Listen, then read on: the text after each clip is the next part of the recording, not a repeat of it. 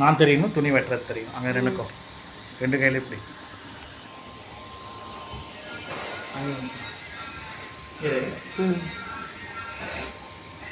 தெரியுதா? நானும் தெரியுமா?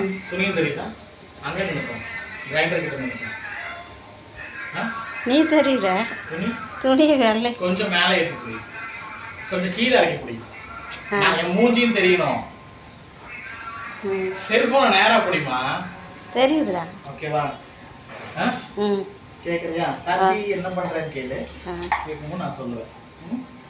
கேஷுவலாக கேட்கும். கார்